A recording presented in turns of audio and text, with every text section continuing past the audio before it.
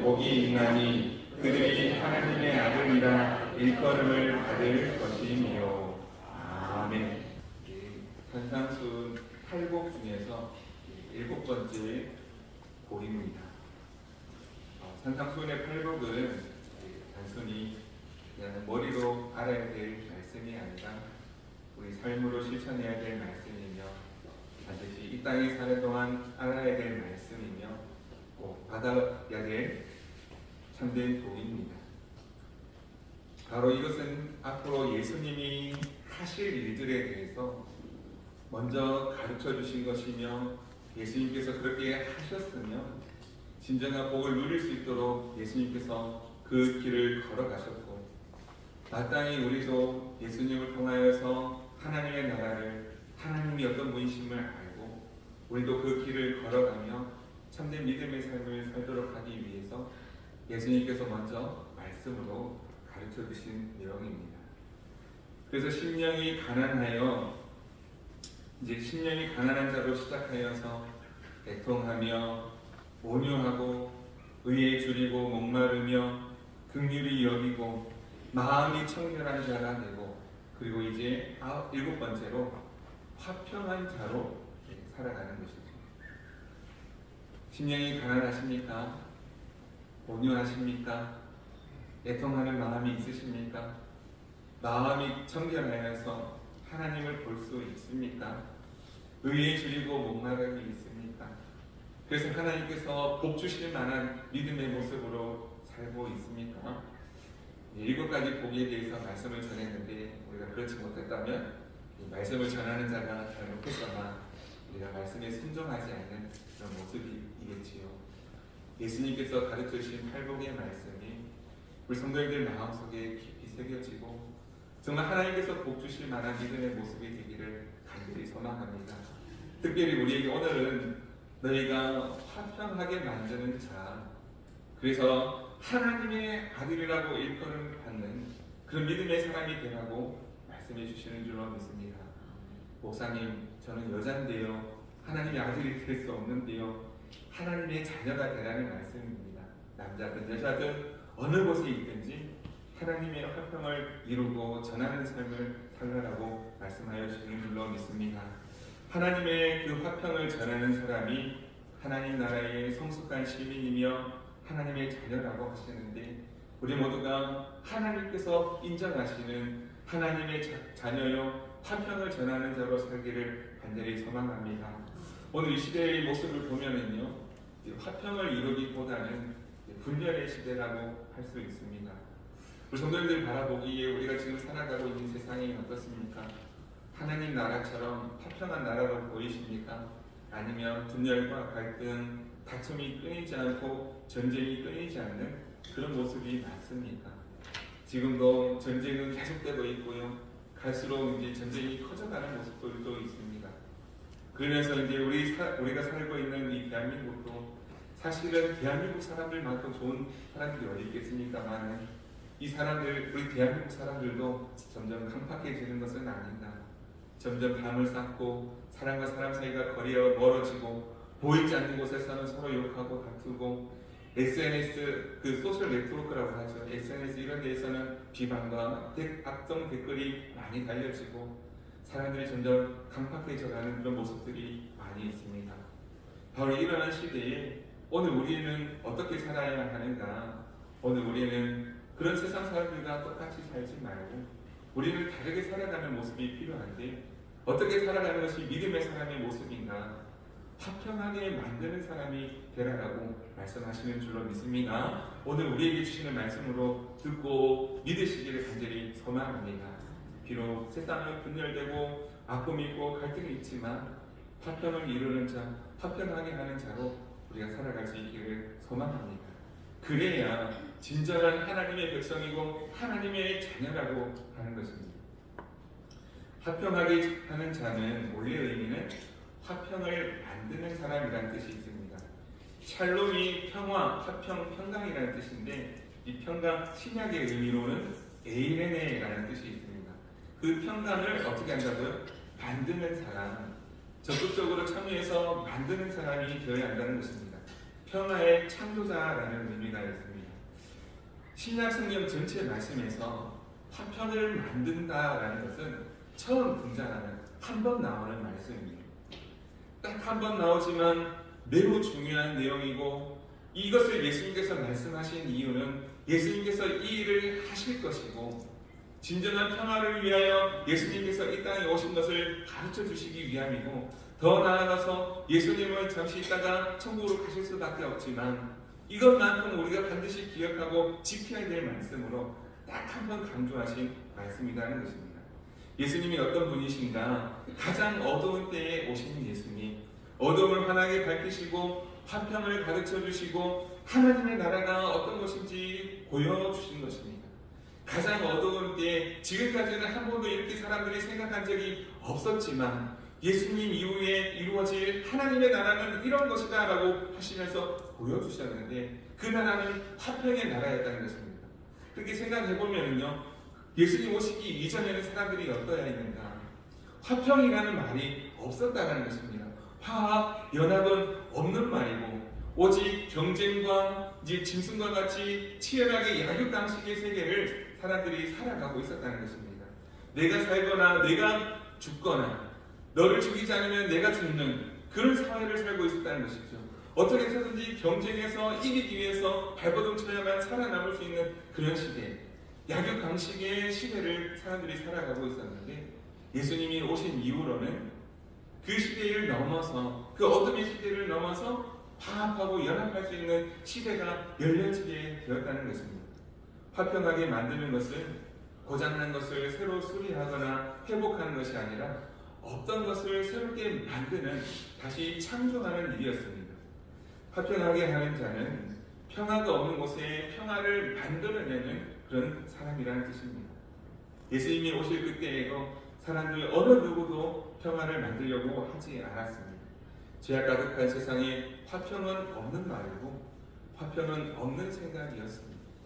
싸워서 이기려고만 하였지, 내가 이겨야만 산다는 생각을 하였지, 같이 더불어 산다는 생각을, 같이 연합한다는 생각을 하지 못했던 것입니다. 이 땅에 하나님의 나라, 평화의 나라가 이루어지게 만드는 것이 예수님의 사역이었고, 더 나아가서 오늘 우리가 해야 되는 일이라고 가르쳐 주십니다.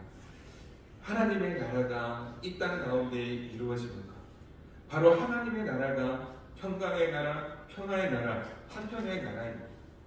사자와 어린 양이 함께 뛰놀고 독사골에 손을 넣어도 물지 않는 나라, 늑대와 어린 양이 함께 뒹굴며 놀 수 있는 나라가 참된 하나님의 나라인데, 그 나라가 이 땅에서도 이루어지게 하는 것이 믿음의 사람들이 해야 되는 일, 우리 주님이 하셨던 일이고 주님의 제자들이 하는 일이고 하나님의 자녀들이 하는 일이라고 우리에게 가르쳐 주십니다. 어떤 목사님은요, 이제 하나님의 나라를 설명하면서 이렇게 설명하는 것을 들어보았습니다. 큰 길을 내는데 담임 목사님이 계시고 그 위에 담임 목사님이셨는데요, 부목사님이 4명 정도 있었다고 합니다. 그래서 목사님이 이제 설명하시는데 어떻게 설명하냐면, 이 사무실에 출근할 때 사무실 문을 뻥 차고 들어가시면서 야, 이 새끼들아 다 나와, 이렇게 얘기한다는 거예요. 그러면 부목사님들이 큰일 났다, 어떡하냐, 이게 아니라 목사님 오셨다고, 우리 담임 목사님 오셨다고 기쁨으로 나와서 맞이한다는 것입니다. 그것이 얼마나 아름다운 관계입니까? 부목사님들을 미워해서 담임 목사님이 갑질하려고 뻥 차면서 이 새끼 저 새끼 하는 것이 아니라, 그만큼 사랑으로 품고 있는 그 동역자들로 생각하고 그 귀한 동역자들에게 사랑의 애칭으로 이렇게 얘기하셨던 것이죠. 그런 아름다운 관계를 이루는 것이 하나님의 나라가 아닌가. 그러면서 이제 하나님의 나라를 이루기 위해서 힘쓰고 계신다는 그런 목사님이 이야기를 들을 수가 있었습니다. 오늘 우리는 어떻습니까? 내가 죽지 않으면 내가 죽는다는 그런 마음으로 살고 있습니까? 화합과 연합은 내 마음속에는 없고 오직 강한 자만이 살아남는다, 그런 생각만을 가지고 살고 있는 것은 아닙니까? 그러나 하나님의 나라는 그렇지 않다는 것이죠. 우리 함께 연합하고 화합하고 그런 모습으로 살아가는 것이 이 땅에서도 하나님의 나라를 이루는 삶이라는 것이죠. 로마서 8장 28절 말씀, 하나님을 사랑하는 자, 곧 그의 뜻대로 부르심을 입은 자들에게는 모든 것이 협력하여 선을 이룬다라고 이렇게 말씀하고 있습니다. 우리가 정말 하나님을 사랑하는 사람이고 우리가 하나님의 자녀라고 한다면 하나님의 나라가 이 땅에서도 이루어지도록 그렇게 화합하고 연합하고 화평하게 만드는 일을 하는 사람들이 되어야 한다는 것입니다. 하나님의 나라를 이룬다고 하는 것은 어떤 의미인가 하면 좀 더 구체적으로 말씀을 드리면요, 하나님의 나라는 슬픔이 없고 아픔이 없고 고통이 없는 곳입니다. 그래도 우리가 이 땅에 살아가다 보면 슬픔이 있고 아픔이 있고 고통이 있습니다. 깨어지고 부서질 수밖에 없는 것이 이 땅에서의 삶인데, 그러면 하나님의 나라를 살아간다는 것은 어떤 삶인가? 그런 깨어지고 부서진 것을 다시 온전하게 만드는 것. 그래서 깨어지고 부서진 그릇을 다시 테이프를 바르든 풀칠을 하든 부족한 것을 메우든 그런 식으로 해서 온전하게 만드는 것이, 물론 깨어진 것이 온전해질 수는 없겠지만 그렇게 온전하도록 만들며 사는 것이 하나님의 나라를 이루는 삶이라는 것이죠.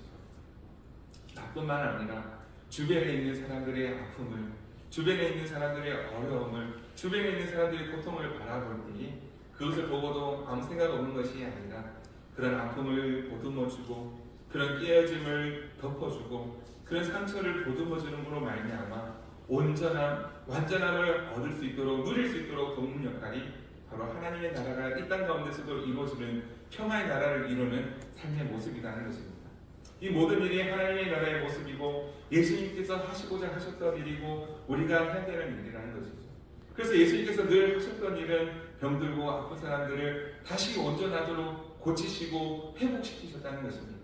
깨어진 것을 만지시사 다시 온전한 모습으로 회복시키시고 아픈 사람들, 연약한 사람들을 찾으셔서 온전한 삶을 살아갈 수 있도록 예수님께서 도우신 것입니다.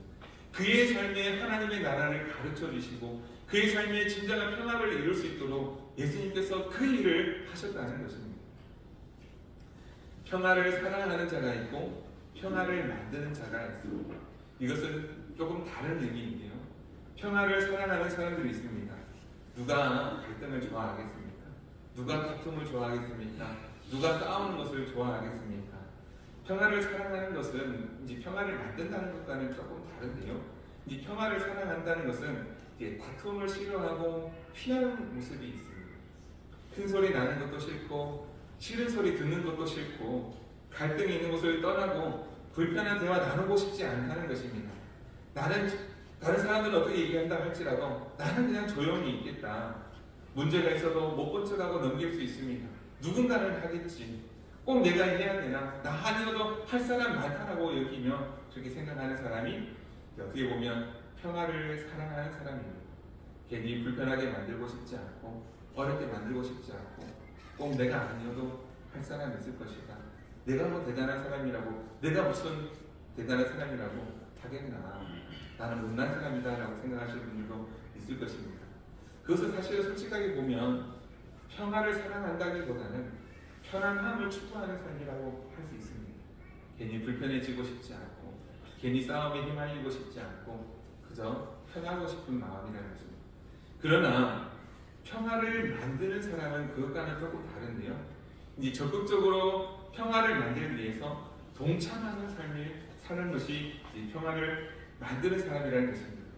갈등의 현장에 직접적으로 뛰어들어갑니다.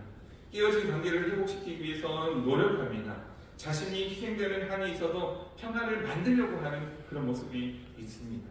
때로는 불편한 진실을 직면하기도 합니다. 때로는 싫은 소리를 듣기도 합니다. 당신이 뭔데 그러냐, 그런 이야기를 들을 수 있습니다. 그러나 불편해질 수 있지만, 어려움을 당할 수 있지만 평화를 만들 수 있다면 자기가 적극적으로 노력하는 삶이 정말 평화를 만드는 삶이라는 것이죠. 이제 트럼프 대통령이 이제 노벨 평화상을 받고 싶었었던 것 같습니다. 제가 봤을 때는 그런데요. 그래서 직접적으로 전쟁을 하고 있는 곳에 이스라엘과 하마스 간의 전쟁의 중재도 하고 또 러시아와 우크라이나 사이의 전쟁을 중재하는 것도 같아 보였습니다. 그런데 이제 목적이 있는 그런 모습이 아닌가 그런 생각이 들었습니다. 그러나 진정한 평화를 만드는 삶이라고 한다면 지금 다른 어떤 상 받기 위한 목적이 아니라 하나님의 나라가 이루어지도록 하기 위해서 때로는 싫은 소리도 들을 수 있지만 때로는 큰 욕도 먹을 수 있겠지만 평화를 만들기 위해서 적극적으로 노력하는 그런 삶이 되어야 한다는 것이죠. 화평하게 하는 것은 사실은 매우 힘든 일입니다. 때로는 상처를 받을 수 있고 때로는 오해를 받을 수 있으며 양쪽 다 비난을 받을 수도 있는 그런 모습도 될 수 있습니다. 그런데요, 이 길을 걸어가야만 진정한 화평이 이루어진다는 것입니다. 그것을 보여주시기 위해서 먼저 예수님께서 말씀하셨으며 그 길을 걸어가셨으며 그 길의 끝은 십자가였습니다. 십자가를 질 때에 비로소 하나님의 나라가 완성되기에 비록 욕을 먹으면서도 십자가의 고통과 아픔을 겪으면서도 주님은 걸어가야 가셨던 것입니다. 누가 이 길을 걸어갈 수 있겠습니까? 때로는 상처도 받고 오해도 받고 아픔도 있지만 누가 이 길을 걸어갈 수 있습니까?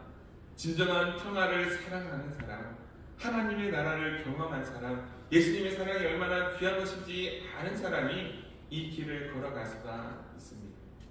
그 길을 모르는 사람은 걸어갈 수가 없겠죠. 입으로는 평화를 사랑한다고 말하지만 자기의 편안함만을 추구하는 사람이 있는가 하면 진정으로 고난이 되고 아픔이 되고 힘든 일일 수 있으나 그 길을 믿음으로 걸어가는 사람이 진정한 하나님의 아들인데 그 사람이 되라고 오늘 우리에게도 말씀해 주고 계신 줄로 믿습니다. 하나님과 화평을 누리는 자가 이 믿음의 길도 걸어갈 수 있는데 오늘 우리는 어떤 사람입니까? 그저 나의 편안함만을 추구하는 그런 사람의 모습입니까? 아니면 고난이 되어도 아픔이 되어도 희생에 따른다 할지라도 그 길을 걸어가고자 하는 진정한 믿음의 사람, 평화를 창조하는 사람, 예수님의 제자로 살아가고 있습니까? 뒤에 보면 이 말씀 뒤에 보면은요, 빛과 소금의 모습이 진정한 제자라고 하는데요, 빛과 소금의 모습으로 살아가는 사람이 주님의 제자고 진정한 믿음의 사람이고 하나님의 자녀라고 하는 것입니다. 화평하게 하는 사역은 반드시 복음을 경험한 사람, 예수님을 만난 사람, 하나님의 자녀들이 이룰 수 있는 일입니다. 왜 화평하게 하는 자가 되어야 하는가? 하나님께서 평강의 하나님, 화평의 하나님이시기 때문입니다. 하나님은 늘 말씀에서 평강의 하나님이라고 우리에게 가르쳐 주십니다. 평강은 하나님의 본질입니다. 하나님은 혼란의 하나님이 아니시며 하나님의 나라는 성령 안에 의와 평강과 희락이라고 늘 말씀을 통해서 우리에게 가르쳐 주십니다. 창세기 1장에서 하나님은 혼돈을 질서로 바꾸셨고 아름답게 세상을 창조하셨습니다. 하나님은 평강을 좋아하시고 아름다운 질서를 좋아하시고 화목한 것을 좋아하시는 분이십니다. 그런데 인간의 죄가 이 땅에 들어오면서부터 죄악의 역사는 혼란과 파괴와 그런 다툼의 역사였습니다. 좋은 것을 하나님께서 좋은 것을 만들어 놓은 것을 다 지워버리는, 파괴하는 그런 모습만 남게 되었습니다. 그 결과 어둠이 가득하게 되었고 그때에 예수님께서 다시 이 땅에 오심으로 말미암아 하나님의 나라가 다시 이루어지도록 예수님께서 하셨던 것이죠.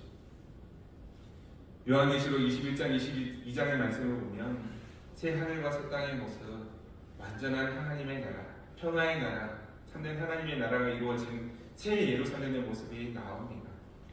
하나님께서 사람들과 함께 거하시고 눈물도 사망도 애통함도 없으며 저주가 다시 없고 생명수와 생명나무가 있는 완전한 평화의 세계를 보여주십니다. 어디서부터 시작될까요? 우리가 화평할 때 우리가 하나님의 형상을 회복하게 되며 우리가 하나님의 구속사역에 동참할 때에 비로소 하나님의 나라가 시작이 되는 줄로 믿습니다. 그 사람이 하나님의 자녀고 파밀리아 데이, 신적 역사 속에 속한 하나님의 진정한 가족이라고 하나님은 말씀해 주십니다. 우리가 왜 이 일을 해야 되는가? 예수님께서 먼저 하셨고 그것이 옳은 일이라고 우리에게 가르쳐 주셨기 때문입니다. 예수님께서 이 땅에 오셨을 때에 성경 말씀이 이렇게 증가합니다. 지극히 높은 곳에서는 하나님께 영광이요 땅에서는 하나님이 기뻐하신 사람들 중에 평화로다. 예수님께서 이 땅에 오신 것 자체가 평화의 선언이었고 십자가의 죽으심과 부활은 평화를 완성하는 것이었으며 우리가 마땅히 나아가야 될 참된 길을 보여주신 것입니다. 사랑하는 성도 여러분, 주님이 가르쳐 주신 이 평화를 만드는 길, 평화를 이루는 길, 하나님의 나라를 이루는 길, 오늘 우리도 함께 걸어가자라고 우리 주님 말씀하십니다.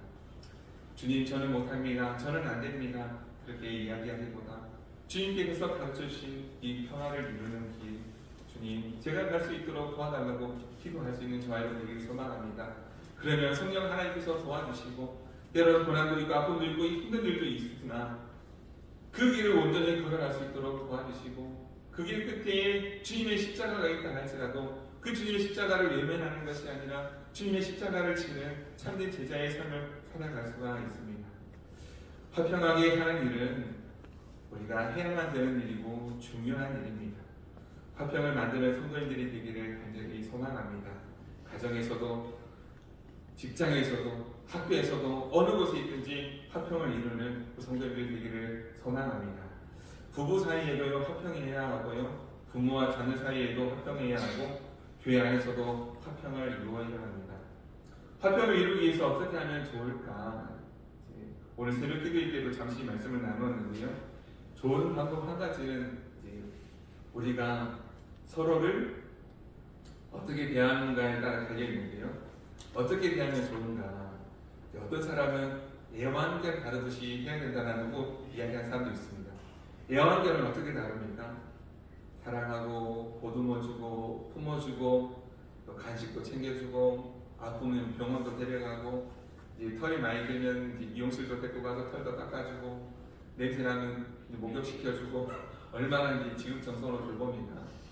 저는 제 집에도 강아지 한 마리 있는데 저는 이제 그렇게 사랑하지 않습니다. 오면 귀찮다고 발로 차고 저리 가라고 뭐라 하고 괜히 데리고 와가지고 내가 고생한다고 저는 그렇게 생각합니다. 그 옆에 사람들 애완견 다루듯이 그렇게 하면 화평을 이룰 수 있다고 합니다. 또 오늘 새벽에 말씀을 나눌 때는 어떤 말씀을 드렸냐 하면 좋은 손님을 대하듯 하라는 겁니다.